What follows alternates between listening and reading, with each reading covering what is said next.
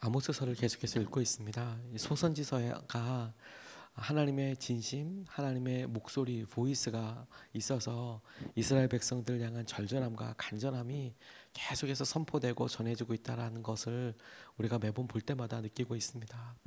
그 중에서 이 소선지서들이 계속 짧게 반복되는 것 같지만 나름의 역사적인 배경이 있고 그 선지자들이 갖고 있는 기본적인 마음들이 있어요. 그래서 12개나 되는 소선지서 중에서 하나님께서 회개하라, 돌아와라 이런 말씀들 가운데 어떤 배경을 가지고 혹은 어떤 마음을 가지고 하는 이야기를 따라가 보면 그 선지자에게만 주시는 특별한 마음들을 알 수가 있겠다 싶습니다. 오늘 우리가 읽은 이 본문 말씀도 아모스가 이야기하고 있는 하나님을 찾아라라는 것에 하나님께서 우리를 어디로부터 나와서 우리가 머물고 있는 장소가 그곳에서부터 나올 수 있도록 도전하게 하시는 그 터, 우리가 알고 있는 우리가 서 있는 머물고 있는 장소, 마음의 장소, 영적인 상태 그곳에 좀 주목해 보고 싶어요. 이스라엘에 대한 경고의 말씀이 계속 심판이 계속 경고되고 있는데 다른 본문과 특별하게 차이나는 부분이 오늘 언급하고 있는 장소들 때문에 생긴다고 싶습니다. 우리가 첫 번째로 좀 같이 기도하고 싶은 것이 주님께서 우리에게 살아남는 법, 이 시대를 살아가면서 이렇게 하면 살아날 것이다 라고 이야기할 때 살아남는 법으로 우리에게 주목하게 하시는 것은 우리의 믿음이 과거에 머물지 말아라, 우리의 마음이 과거에만 머물지 말아라 이렇게 말씀하신다고 싶어요. 4절 5절 말씀을 보면 이렇게 나와 있는데 그 지명을 좀 같이 유심히 보면 좋겠습니다. 4절부터 보면 나 주가 이스라엘 가문에 선고한다. 너희는 나를 찾아라. 그러면 산다. 찾아라 라고 이야기하고 그러면 살게 될 것이다 라고 이야기하시는데 5절에 너희는 베델을 찾지 말고 길갈로 들어가지 말고 브엘세바로 넘어가지 말아라. 길갈 주민들은 반드시 사로잡혀 가고 베델은 폐허가 될 것이다고 이야기하고 있습니다.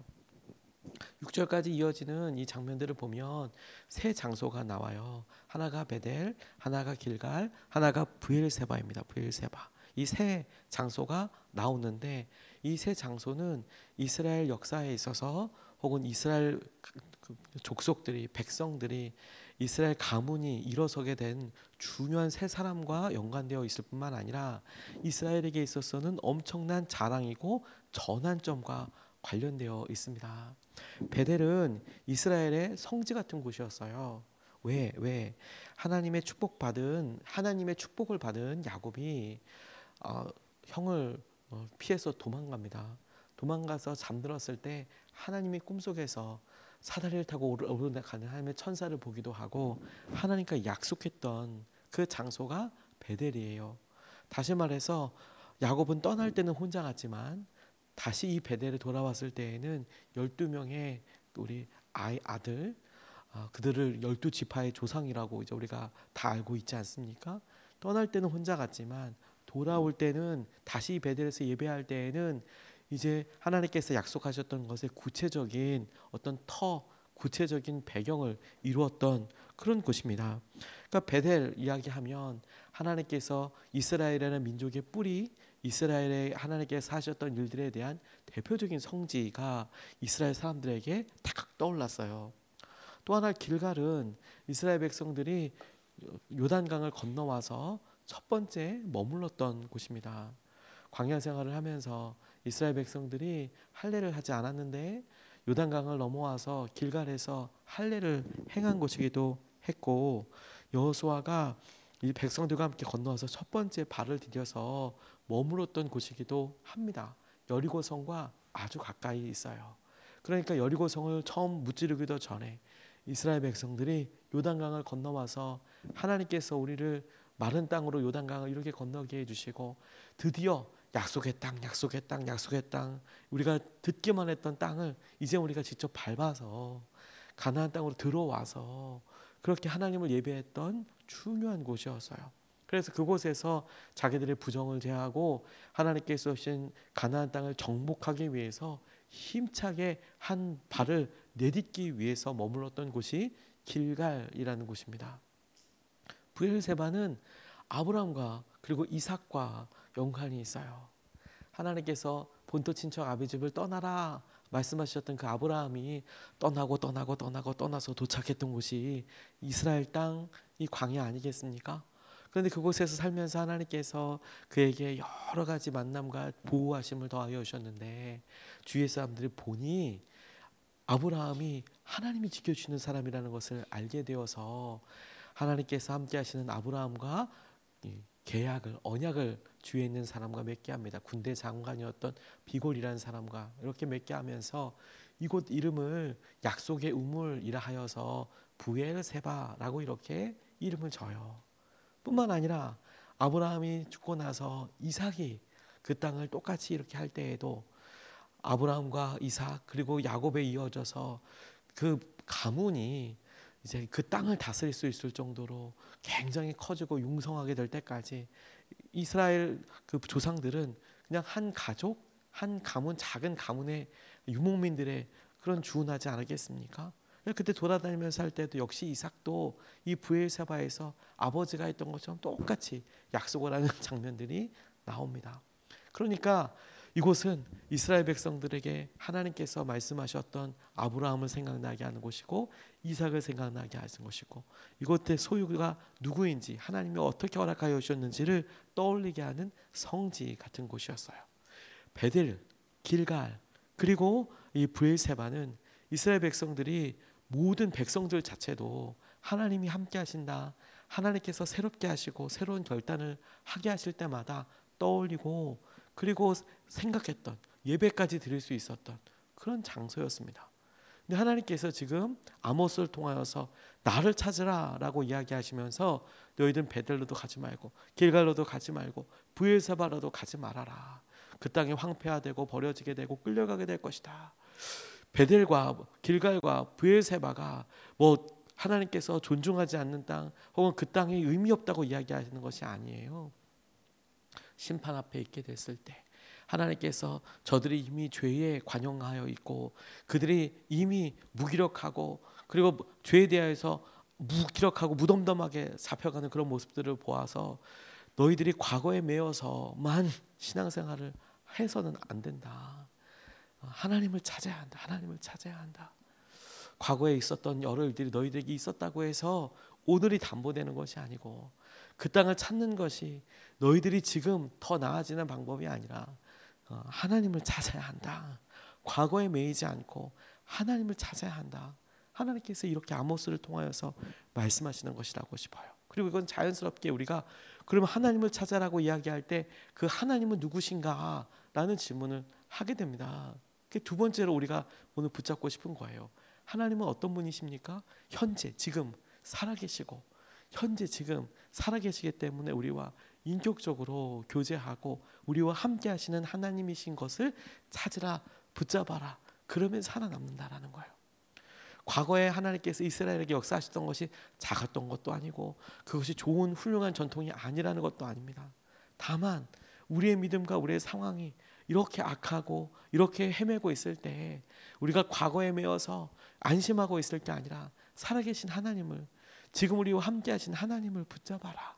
그게 아모스를 통하여서 너희들이 내게로 돌아와라. 그러면 살겠다라고 말씀하시는 하나님의 음성의 핵심이라고 싶어요. 지금 말씀하신 하나님과 온전히 함께하고 그를 붙잡아라라고 말씀하고 계시는 겁니다. 6절 말씀에 이렇게 나와 있습니다.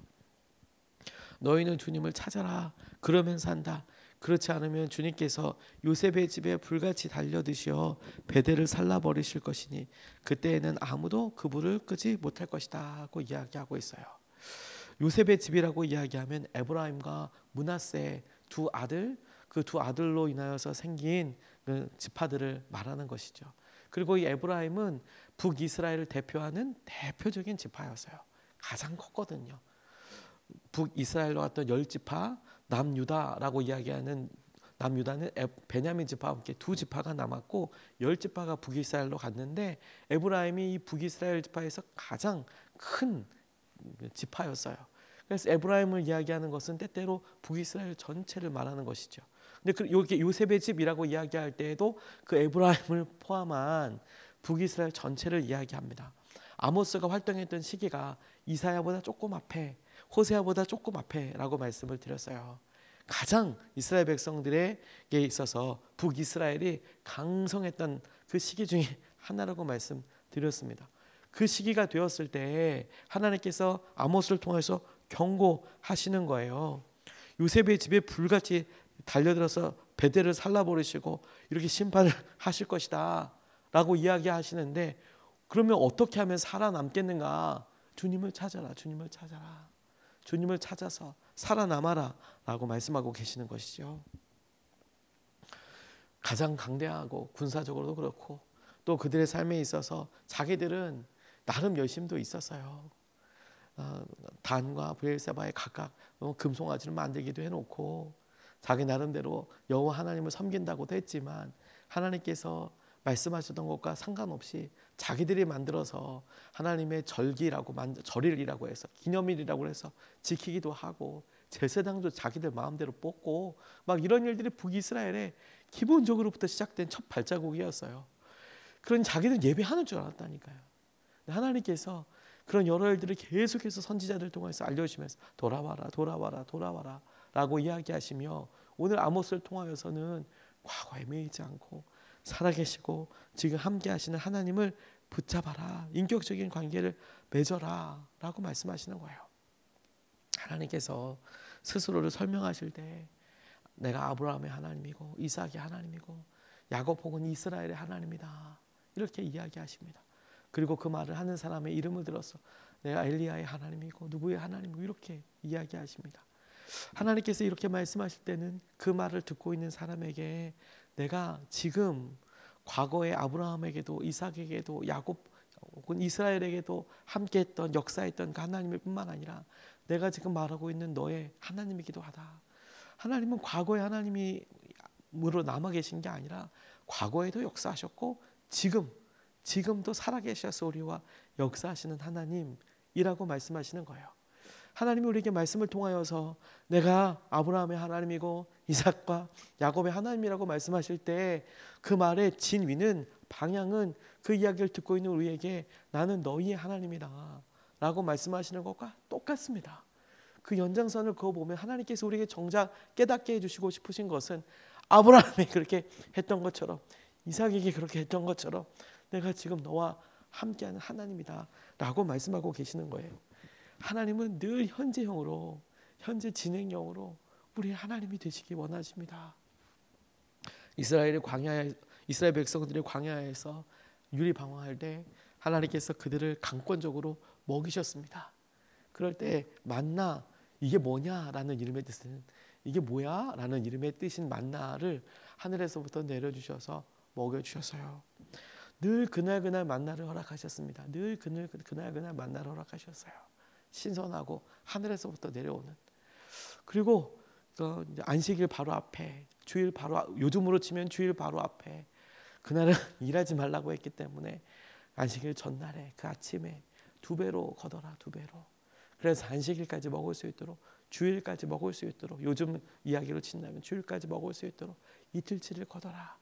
그래서 일주일 중에 딱 하루 예배가 뭐냐면 안식일 날 시작되는 아침에 이틀치를 걷고 나머지는 다 그날 아침에 먹을 것을 하나님께서 내려주셨어요.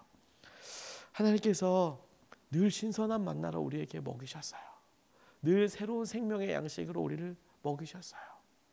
하나님께서 우리에게 주시는 것은 한번 주신 것으로 영원토록 살게 하실 그런 모습을 광야에서 훈련시키신 것이 아니라 날마다 새로운 것을 먹이심으로 광야를 살아남게 하셨어요. 하나님께서 우리에게 영원한 약속을 주셨죠.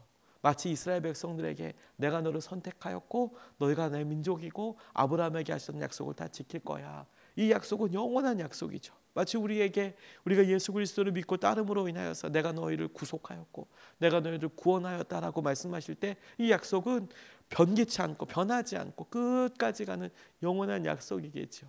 근데 이 약속을 누리기 위해서 하나님께서 광야에서 어떻게 하셨다고요? 날마다 먹이셨다고요. 날마다 업데이트 하셨다고요. 날마다 하나님께서 함께 하신다는 것을 보이셨다고요. 오늘 우리에게도 똑같지 않습니까? 우리가 예수님을 만나 우리 삶이 변하고 하나님과의 관계가 변하고 하나님께서 살아계신 하나님의 것을 우리가 알았습니다. 그런데 하나님께서 우리에게 그래서 따라잡기 원하시는 것은, 깨닫고 붙잡기 원하는 것은, 그렇기 때문에 우리의 간증과 우리의 삶이 그 이후 10년 전 우리가 고등학교 다닐 때 혹은 어렸을 때 하나님을 처음 경험했을 때 그때가 소중하죠. 중요하죠. 하지만 거기에 매여 있는 게 아니라 오늘 우리 삶에 임하는 만나와 오늘 우리 삶에 살아계셔서 역사하시고 붙잡아 주시는 그 하나님을 붙들어라, 붙잡아라, 의지해라.